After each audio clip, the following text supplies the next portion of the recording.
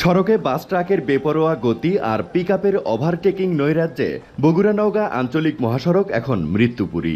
তাছাড়া ত্রুটিপূর্ণ সড়ক নির্মাণ আর অতিরিক্ত হালকা যানের এলোমেলো ছোটাছুটিতে প্রায়ই ঘটছে দুর্ঘটনা।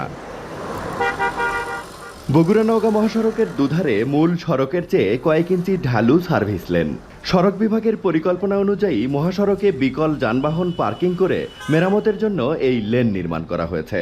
অথচ এই লেনে হালকা যান ওঠানামার বিড়ম্বনাতেই একের পর এক ঘটছে দুর্ঘটনা। ওটা যায় না, বিটের জন্য ওটা যায় না। আর রাস্তা তো মাঝে সাথে আছে, কোনো জায়গা নাই। 10-12 জন মোটর সাইকেলওয়ালা অ্যাক্সিডেন্ট হয়েছে এবং অ্যাক্সিডেন্ট হয়ে মারা গেছে।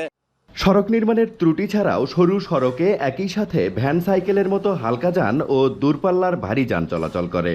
চলতি মাসের প্রথম সপ্তাহে ব্যবসায়ী, দিনমজুর ও মোটরসাইকেল আরোহী স্বামী স্ত্রী সহ নিহত হয়েছেন 14 জন। দুর্ঘটনাপ্রবণ এরুলিয়া এলাকায় পৃথক সড়ক দুর্ঘটনায় একদিনে প্রাণ হারিয়েছে 9 জন। হালকা ও ভারী যানবাহনের চালকরা এসব দুর্ঘটনার দায় চাপাচ্ছেন একে অপরের ঘাড়ে। এই সিও পার হলে বড় গাড়িগুলো এত গতিতে চলে, তারা কোনো মূল্যায়নই করে না ছোট গাড়িকে। ছোট গাড়ির পাশাপাশি মোটরসাইকেল আছে, বড় গাড়িও কিছু আছে যারা নিয়ম মানে না। মহাসড়কের দুই পাশে জেলার বেশিরভাগ ভারী শিল্প প্রতিষ্ঠান গড়ে উঠেছে।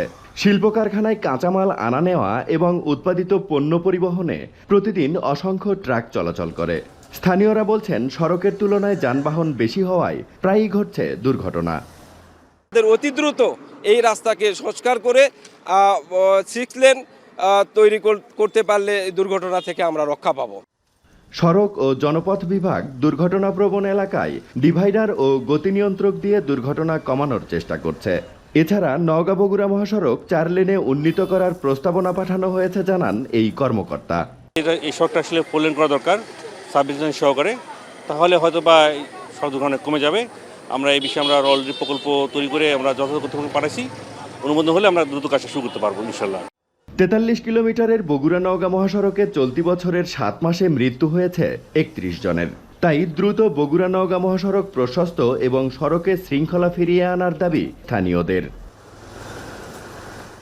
রাজীব সেলিম, এখন বগুড়া।